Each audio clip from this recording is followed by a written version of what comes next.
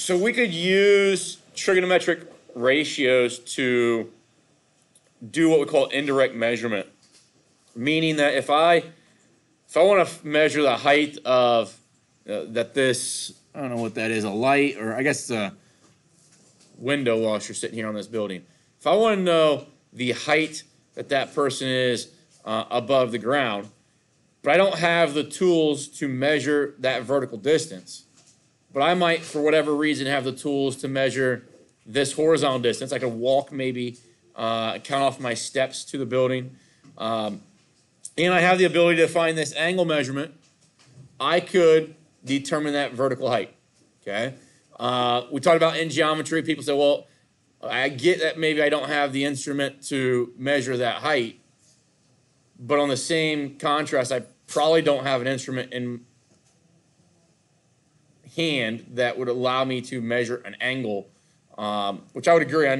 Not everybody's carrying around, like there's instruments called inclometers and theodolites, and you're not carrying those around, but you can find this angle, okay? I would argue that nobody is probably finding heights of buildings or trees or anything like that just out on a whim without intention. Does that make sense? So if I was going to measure the height of something that I know I don't have the tools for, I would intentionally go get one of those instruments that will allow me to measure angles. Does that make sense? I think he retired this year, but if you were to take this class out at Rhodes, their chapter test, his name was Rodney Knoll. He would give a piece of paper. He would give you a couple measuring devices, and the test was for you to tell him how tall one of the buildings on campus was, like to the nearest inch. And that was your test. Okay, so this is practical stuff. You can do this. Like I said, if you have the right tools to do it. Okay. If you have a protractor is essentially enough for us to measure what we call an angle of elevation here. But remember, talking about an angle of elevation, that is, elevation means looking up. This is our line of sight, okay, from our eyes to the thing that we're trying to measure. And what happens there is you end up creating this triangle, okay? And that triangle is going to be a right triangle if we make the assumption that this building has been built so that it's perpendicular to the plane of the ground, okay? If we're looking down at something, okay, it's called an angle of depression, okay? Angles of depression and angles of elevation, they need to be made with a horizontal, okay? A lot of times the angle of elevation, the horizontal, is going to be the ground that you're standing on. Angles of depression, the horizontal is usually like a horizontal line from your eyes in the direction of the object you're looking at. So the object I'm looking at here is to the right of me, so I would draw a horizontal to the right. Does that kind of make sense? And then I create that right triangle, okay? And once we do that, since it's a right triangle, SOHCAHTOA then is in play for us. So here it says, this example, a giant redwood tree cast a shadow of 532 feet long. Find the height of the tree if the angle of elevation of the sun is 25.7 degrees. So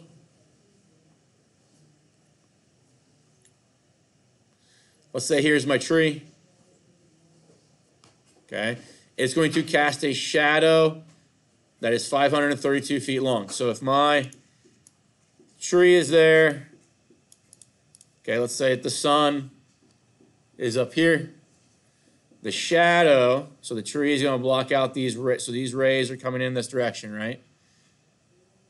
The tree is going to cast a shadow, which basically means these rays are going to be impeded. They're not going to be able to get to the ground. So we get our shadow. The shadow here is 532 feet. Okay. They say that the angle of elevation of the sun is 25.7 degrees. And what that means is if you are laying on your stomach with your eyes at the tip of that shadow and you look directly into the sun, don't do that. Colin, don't want to look directly into the sun. Why? You already did? Oh. Did you say you're all business? Did you say you're all about all business? Oh, multiple. Okay. You're okay? All right. So you have 25.7 degrees right there for that angle. That's what they mean by the angle of elevation of the sun. Okay. Another way of dealing with an angle of elevation of the sun is actually to say if we look at rays that are going to go horizontal to the sun, and then look at the one ray that is going to hit the top of that tree, that will create the tip of the shadow then, that angle right there, 25.7 degrees. Okay, but I view that as an angle of depression there. Okay, but what we find out from geometry is that when we talk about angles of depression and angles of elevation, okay, because all horizontals are parallel, angles of elevation and angles of depression are congruent angles, okay, because they're alternate interior angles. You guys remember hearing that phrase before? Okay, so we get that 25.7. So that's kind of the structure. Whenever you see a problem that deals with the sun and shadows and that sort of thing, this is essentially the type of triangle you're going to set up. You're always going to want that angle right there, which equates to the angle of elevation of the sun. And now I'm going to try to find the height of the tree. I'll just call it T. Okay. So what side? If I'm going to use this information, I think it's wise to use the angle they provide. So I'm going to use that. Everything's going to be written in reference to that angle. I'm going to have to use T in my formula. So T is the opposite side. That's my variable. So everything else in my formula needs to be numerical if that's my variable, right? So then I'm going to find 532. That's numerical, so that's the adjacent side. So I've got an angle, I've got an opposite side, I've got an adjacent side. What trig ratio does that elicit for us to use? We're going to use opposite and adjacent. We're going to use tangent. So use tangent of 25.7 is equal to opposite over adjacent, which is 532. Multiply both sides by 532.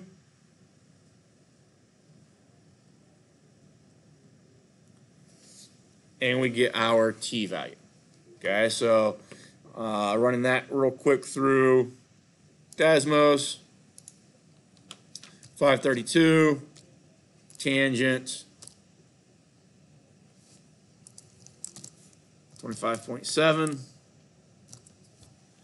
gives me that 338.94. That makes sense. Okay, that's in the ballpark of the 532, right? Okay, but I'm just going to make sure that my mode is correct. And my mode right now is in what? Radians, right? So 338 didn't seem all that impossible to me. So I might have thought, yeah, that's the right answer. But it's viewing this 25.7 as radians and not as degrees.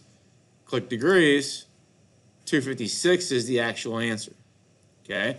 There will be instances that it will be 100% obvious that the answer you got back is wrong because you're in the wrong mode. Okay? There'll be times where I'm looking for a positive number, and because I'm in radians, it might spit back a negative number, or vice versa. Okay? And that would just tell me right away, hey, wrong mode, go change your mode. Sometimes, or you might just get an answer that's like, we're looking for something in probably the hundreds, and I find my answer to be like 0.05 or 0.024, something like that. And that discrepancy would tell me there's something amiss here, and the first thing I would check would be my mode. Okay, but you saw there that there could be situations where discrepancies, even though they exist, might not be real, they might not signify that discrepancy real well. Does that make sense? I might not see a big enough change to make me think that I'm in the wrong mode. So just be always vigilant about what mode you're in. You're going to hear me harp on this all semester, because if we were to go through like the last 12, 13 years I've taught this, and we were going to like kind of categorize the points that are missed in a course per like errors, okay, whether they're like knowledge errors or syntax errors or procedural errors. The number one error for 13 years is because people are in the wrong modes. Okay, so just be very aware of that. Is that something we can do? That type of question? All right. So these questions are just meant to kind of jog our memory from what we've done in the past. Okay. Because there's going to be in the upcoming sections the need for being able to use SOHCAHTOA in like something like the law of sines or law of cosines, things that are a little bit more difficult than these types of problems. But this is just to jog our memory. My thought is we've already mastered this at one point. We're just now kind of brushing up on it. Okay. Example 6 says, from a point on the ground 500 feet from the base of a building, an observer finds that the angle of elevation to the top of the building is 24 degrees. And that the angle of elevation to the top of a flagpole atop of the building is 27 degrees. Find the height of the building and the length of the flagpole. Okay, so kind of breaking this down, I like to read the questions once first, get a basic understanding of what's going on, but then reread it sentence by sentence to make sure that I've got the right image. So we've got a building, okay, and you are standing 500 feet away from it. So let's just say that you are right there. So that distance is 500 feet. Okay. So an observer finds that the angle of elevation to the top of the building is 24 degrees. So if you look at the top of that building, the angle that you would look up would be 24 degrees. Okay. So does everybody see this right triangle right there? That makes sense? Okay. Could you find, I'll just call it B here for building. Could you find the height of that building right there? Okay. So the next thing I'm going to do, I'm going to actually, let's see if I can do this. Control G, nope.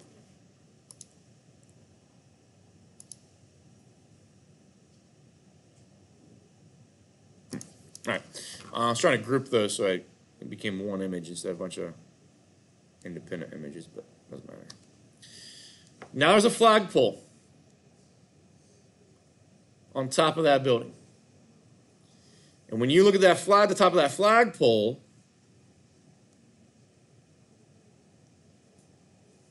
that angle right there, that whole angle is 27 degrees. That makes sense? Okay. So what I'm going to try to do down here, let's do this. C, Control V.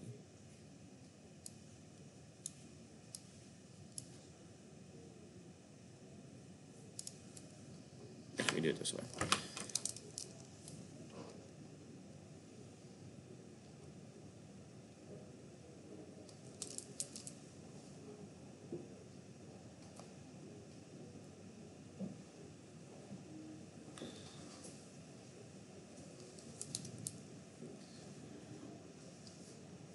Would you agree that we've got kind of those two situations overlapping each other on top of one another?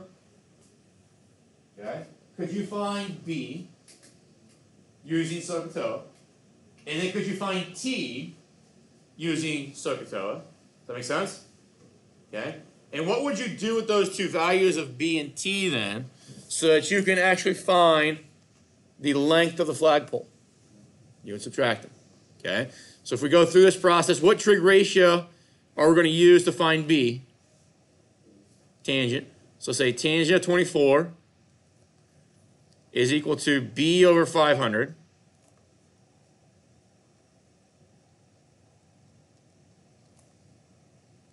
Okay.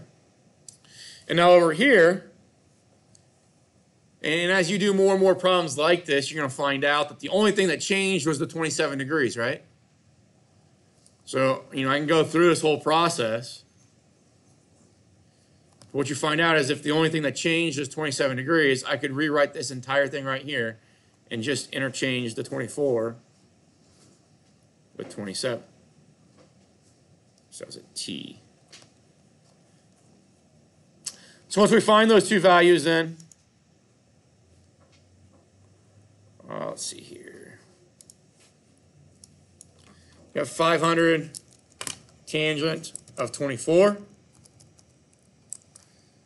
And we have 500 tangent of 27. Okay. Now the way I type this in, and this is just the way my mind thinks. I don't care. I know I'm subtracting. I know the distance has to be positive. And I know that when I subtract two numbers like 5 minus 3, I get 2. If I reverse, I get 3 minus 5 is negative 2. I get the same quantity. One is just on the right side of 0, one's on the left side of 0, right?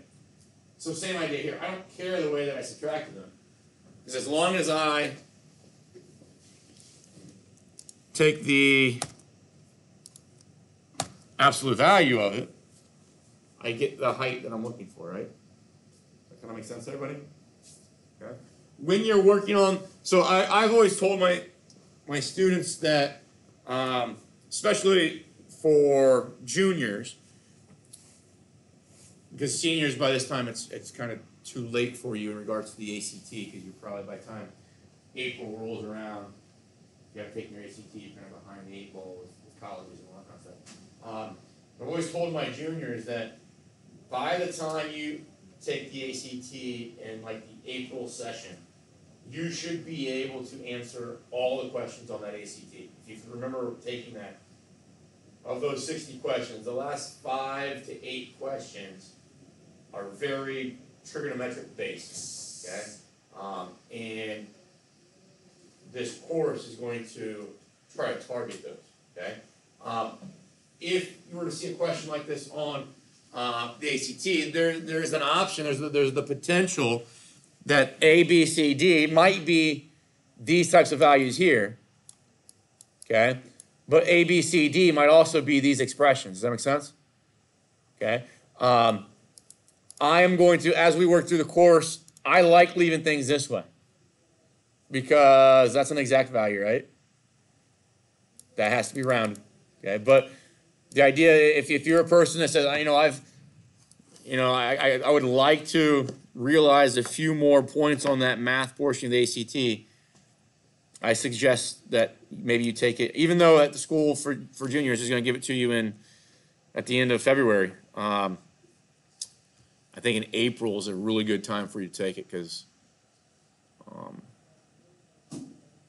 of that trig that you haven't seen yet, that even by February, you probably won't be able to do all those trig questions. You'll have a better understanding of maybe guessing for some of them. But April, I think there's one in June that you can take if you're a junior that would, I think, benefit you.